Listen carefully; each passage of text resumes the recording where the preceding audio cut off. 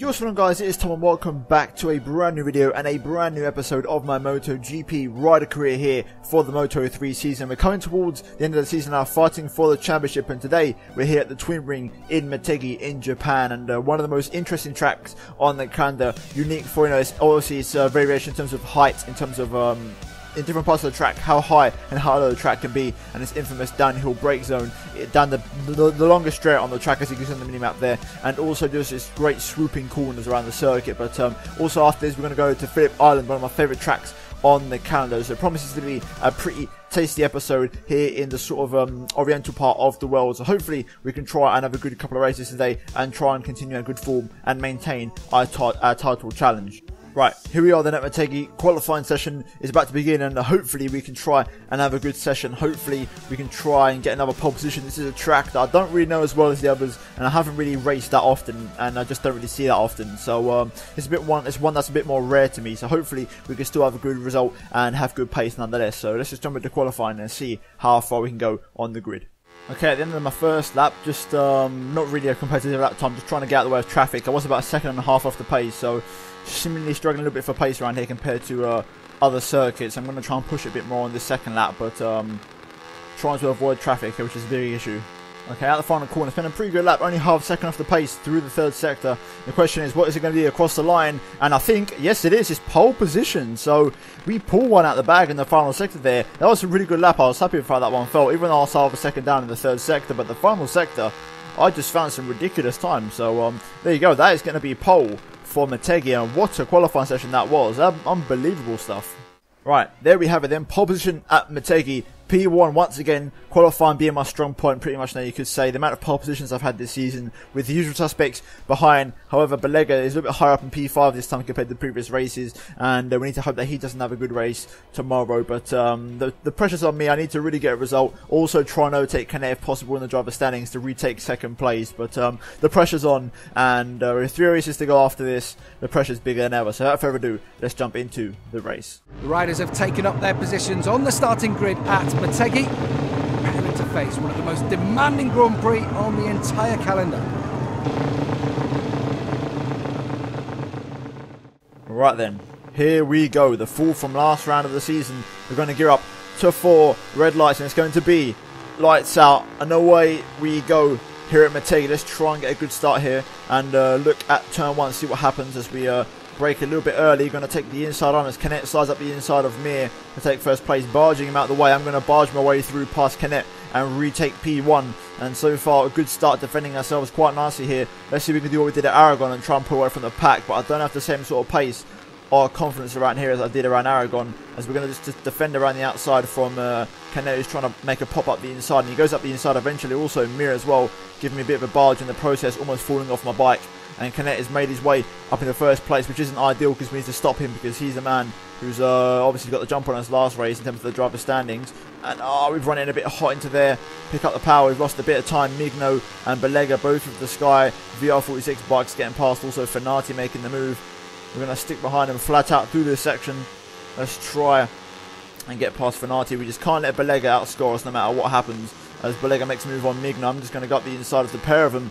Nice little switchback manoeuvre there, running around the outside, taking the inside for the next corner, and we retake second place as we go into this slow hairpin. Balega's having a look at my inside. I'm going to park it on the apex, not let him have a sniff, get on the power nice and early, and let's try and see if we can defend from Balega into this next break zone. Actually, Migno now is the man who's behind me, so let's just take a nice early apex here. A little bit of contact as Migno hits my rear tyre. Going to squat it on nice and early as we once again go down the famous hill here at Motegi. As you can see, right where the sunlight is, we're going to start going downhill quite spectacularly here, and we're going to try and pick out the braking point before we hit the bridge. So let's just try and look for our brake point. I'm not particularly ground to the brakes in here, and I've actually run it in way too hot.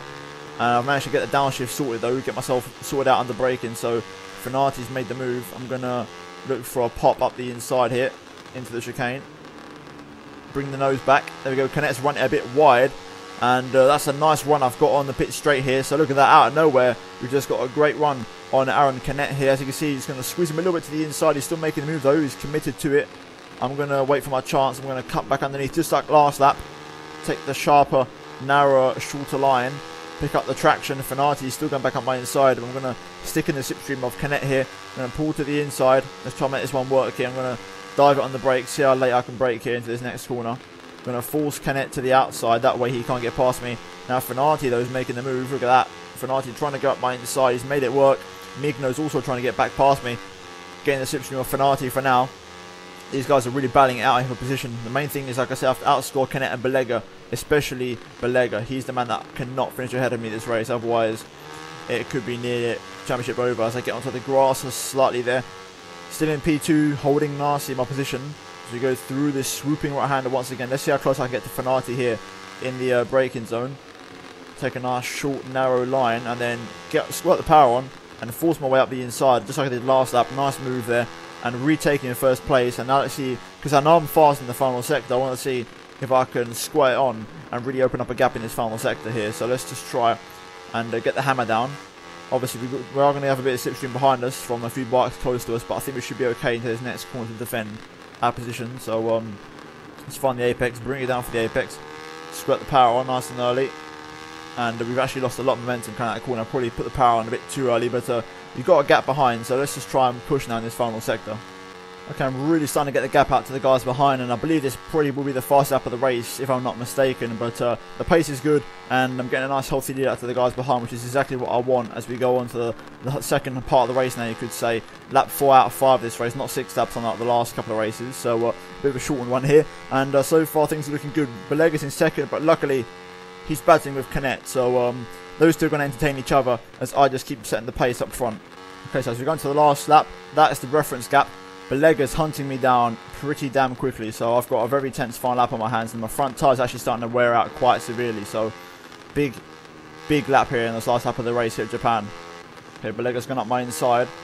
I'm going to try and fight him. I'm going to cut back underneath him, hopefully, if I can pull it off.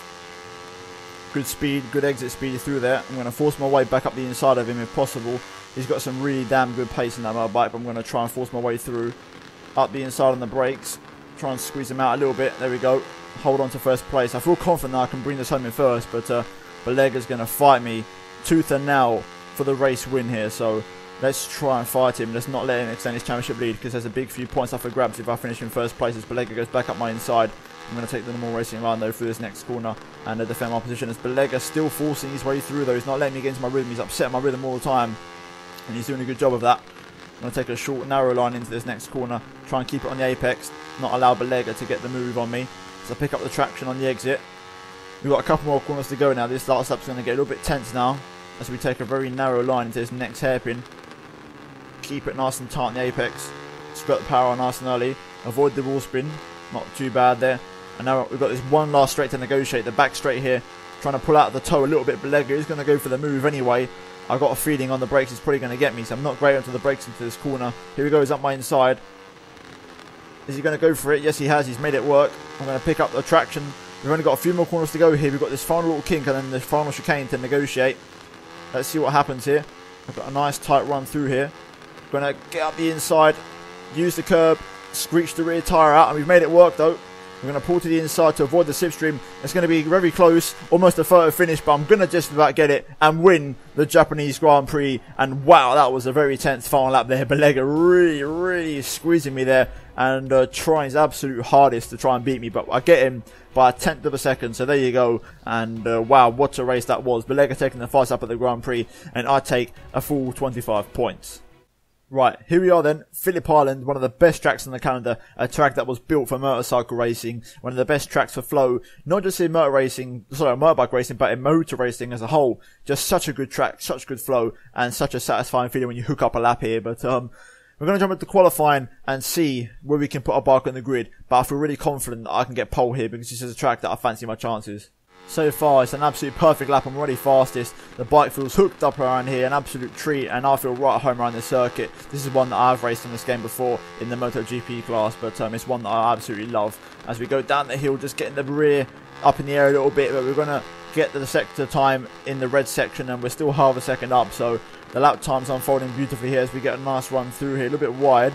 We'd have liked to have taken a bit of a tighter line, but here we go then. We've got the final corner to negotiate. Let's try and bring the nose down now. Squat the power on. have the confidence to keep it almost flat through here, just about running out onto the curb, and you just run it down to the pit straight. Let's see what this lap is compared to the fastest lap, and I think, yes it is, it's pole by 6/10. First time of asking, and I knew straight away it would be a good track for me. I've got a really good feeling around here. It's one of my favourite tracks on the calendar, and there you go, simple as that. And I've just smacked Belega, so there you go, that's something for my troubles. But yep, that's pole position, and we can now move into the race.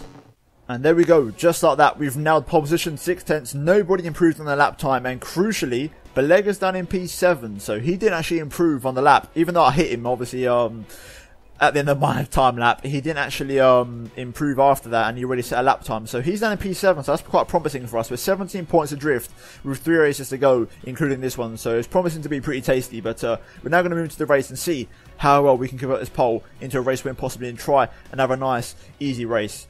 The riders have all lined up on the starting grid. We are mere seconds away from the start of what promises to be a sensational Grand Prix. Right then, it's Phillip Island. It's the third from last race of the season. We're going to get up to 4 red lights, and it's going to be lights out. No way we go here down under in Australia. Let's try and get a good start here. We're maybe tucking for some slipstream to the guys next to me as Fanati goes up the inside into the first corner. He's going to make the move into the lead of the race, or is he? Let's have a look and wait and see. Looks like Fanati has got first place, but I'm going to have the better line into this next corner, turn 2. Let's go nice and tight on the apex. Oh, a bit of contact there with Martin, just scrubbing out a bit wide, but we've got it down into P2, so we've got it so far. We're up behind Fanati. We've got a much better exit than him though through that corner. I'm just going to get the run and keep it flat through this next section. Fanati's literally just stuck. He's stuck in my rear wheel, which isn't ideal. I'm going to just defend the inside a little bit. Brake a bit late. Let's see if I can get the nose in. Caught the curb, not ideal, but we're on the power. McPhee getting in on the action. There's Belega, who started 7th, is now up into 4th place, so really good start from him, the championship leader, and he's going to cut back underneath me by the look of it. I think he is. Yes, he does. So there you go. Belega makes the move and re-overtakes me, and he's up into 3rd place, so he means business here today. And look at the speed he's got in a straight line on that bike. It's absolutely unbelievable. Here we go then, through this flat out right hand, and then this feeds into this sort of blind over crest left hander, which is one of the best corners in racing. As you can see, I've taken it nice and tight, but look at this bit here. It's just absolutely unreal. Everyone takes a really weird line through here. I've taken a bit of a cutback underneath line, bit of contact with Belega and McPhee there. I'm forced out dry, out wide through this next corner. I'm going to try and squat the power on. I have the confidence to keep it almost flat, and now we're going to go into the final corner here. Let's try and carry it almost flat out. Little lift midway through the corner. I'm going to hang out to dry it onto the grass. Oh, so close, but we've made it work around the outside of McPhee on the grass. Belega's gone from 7th to 1st in a lap, and here comes McPhee. He's forcing his way through. I'm not letting him in. And here we go then. Look at Canet. Oh my days, the speed in his bike. Downshifts into 4th. This is brilliant racing here at Phillip Island. The action's going to be off the hook here, as you can see. Just going to get up the inside of Belega. Force my way through into turn 2 once again. This seems to be my best corner. I'm just going to squirt the power on bit by bit, and there we go. Made it work. Back up into 1st place. But wow, that was an intense opening lap here at Phillip Island. I've still got Canet looking at my slipstream. He's going to latch onto my rear tyre. He's probably going to take the inside line as Belega also makes the move. Let's try and slow it down here for the hairpin. Let's see how late I can brake. These guys are going to take a racing line. Gian Antonio's getting on the action. I've cut between 2 bikes. And that's the exit I've got out there is going to promote me back up into 1st place by the look of it. So I keep it nice and tight through the second part of the corner, not allowing Belega to get the run on me. And now we're going to squat the power on once again as we go through this next left-hander, feeding into the flat-out right-hander. And if I want to pull away, this is the part where I need to be in front, which is this left-hander where I seem to gain a lot of time because I carry a lot more speed into here than these guys. Using the gears to my advantage, just playing with the gears a bit, and I've got a good run this time. Nice bit of speed. I'm going to slow it all down, bring the front end down for the apex. There we go. Now swing out wide and cut back underneath. Try and take a very narrow cutback line through here, which is exactly what I've done. And it looks like we've got a bit of the healthy lead. We're still just playing with the grass here. And look at that, Belega still goes up my inside, so fair play to him. I'm going to just go back up his inside. I've got a much better different line through the final corner, which is going to get me straight to the back onto the main straight and the straight line speed that we have. But look at Belega, look at that bike, how fast it is. I mean, it's unbelievable how quick he is. We're going to pull over to the left hand side and defend our position into turn 1. Belega still makes the move though. I'm going to just cut between the gap. Absolutely brilliant stuff just cutting in between all of them, and we're going to go into turn 2. Let's try and not go back too wide, not lose too much time. As Canet, he just barges into me. That could have been a nasty crash there, but Canet's made it work. I'm going to get the better exit speed though through here, and I'm going to get my elbows out, and I think I'm going to try and force my way through up the inside of the Spaniard. As we've got Belega making the move once again onto the brakes. This is just such good racing, so close on the action. And Belega's retaken first place. Joan Mir now getting in on the action here. We're going to go up the inside of the pair of them, hopefully. On the brakes, onto the curb. Belega's taken first place. Not a good situation for us. We need to try and keep him behind us. But Belega's really just impressive in race pace with that bike. I don't know what it is in qualifying. He just can't switch it on. But in the race, he's absolutely unbelievable. But here we go then. Through this left-hander once again. I'm going to take the wide line, which I can go around the outside of these guys almost. As you can see, going to make it work around the outside of Belega beautifully. And there we go. We're back up into first. Momentarily as Belega goes back up my inside. I'm going to retake the inside though through the next corner. So there you go. Just great action and scrapping for position through here as we short shift to second, and we're still in first place now as we come towards the end of lap 3, over half race distance now as we go into the final corner. I'm going to use the camber to my advantage, get the power on nice and early, take a nice tight narrow line and try and pull out the slipstream of Belega a little bit, and there you go. I don't think he's close enough this time to make a dive, so let's try and push it into turn 1 and try and get the gap out to the Italian rider. So take a nice narrow line through turn 1. There we go. Nice stuff. Now into turn 2. I've got to try and throw it in there and keep it tight on the apex, which I haven't done. I've run out stupidly wide. That's going to allow Belega straight back up my inside, but I'm just going to cut back underneath him. And there we go. Holding first place nicely, and I need to really try and stretch out a gap, but I just can't seem to find a spot on the track where I really have the outright pace over all of them. They're all sort of matched, really closely matched in the race. So Belega's going to take the inside here at the hairpin. I'm going to try and slice back underneath him. Looks like me and Belega are starting to open up a gap to the guys behind, which is important. I'm going to get back up the inside of him though, once again. Just got the power on. There we go. Holding first place. We've got a gap to the guys behind. Canet is still hunting us down because he's still in the mix for the World Riders' Championship. I'm going to go flat out through here. I've got one more chance this time to take an advantage through here and try and pull away. So this time I'm going to try and make it count and see if I can really get a gap out to these guys. So we go over the hill. Bring it down for the apex. Just got the power on. Flick it left. And there we go. We've got a bit of a gap. Not a major gap to Belega though. He's going to take a very tight and narrow line. I'm going to get my sort of line through the corner, and that is going to allow me to really get the gap out as we kick out onto the main straight. And this time I feel like I've got a decent advantage over him. I really want to try and stretch Belega out this lap, so let's see what I can do now as we go into turn 1. Belega forces his way back past once again. I'm having none of it. I'm going to take the inside line through here. Me and him are really setting the field light here. We've really got some good pace compared to these guys. And I think he's going to fancy his chances up my inside of this next corner, but I'm just going to break it a little bit later than what I normally do. Now, thread it through here. I hate this corner. I really don't like. It's the one corner track I don't like. And we've still got a gap to Belega, but he's not letting me go. He knows what's at stake, and he doesn't want me to win it. So he's keeping me nice and tight. He's keeping me honest because he don't want me to leave.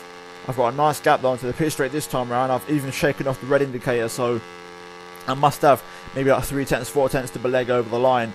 And let's see what happens now as we go on to the final lap of the Grand Prix here at Phillip Island. And hopefully we can try and convert this to a race win. Come on. Okay, here we go then. Go and negotiate this horrible corner, penultimate corner. Try and get the power on. We've got one more corner to negotiate, but I think we're going to take back-to-back race wins and just beating Nicolo Belega, who's been absolutely incredible for pace, but I've just had the measure of him on this slightly inferior bike because that VR46 bike is absolutely unreal. But here we go, across the line to win the Australian Grand Prix. What a win. Back-to-back race wins, and that is massive for the championship with 2 races to go after this. And as you can see, fires up of the race belongs to me. Belega 1.2 behind in the end, so he lost a little bit of time through that final corner, and Antonelli takes P3 in the other KTM machine, and Canet finishes down in P5, so that's not going to be ideal for him. And then looking at the World Riders' Championship, you can see that Belega is still leading, but we're 12 points behind with 2 races to go. Right now, if Belega wins the last 2 races if I win the last 2 and Belega comes second, he still wins the championship. because the person in second gets 20 points and the person in first gets 25, unlike F1. So there's a 5-point difference instead of 7. So as things stand, we need Ballega to finish one of the last 2 races outside of the top 2, and I need to win both to have any chance of winning the championship. So right now, things are looking very tight up top, and Ballega has got the upper hand with 2 races to go. But hopefully you guys have enjoyed this episode. If you did, then a thumbs up would be greatly appreciated. Also, if you could subscribe to my channel for future content like this and other F1 content, that'd be absolutely fantastic. But I thank you guys ever so much for watching, and if you did miss any videos on screen, I do urge you to go check them out if you haven't done so already. But thanks for watching, guys, and I'll see you in my next video very soon. Goodbye.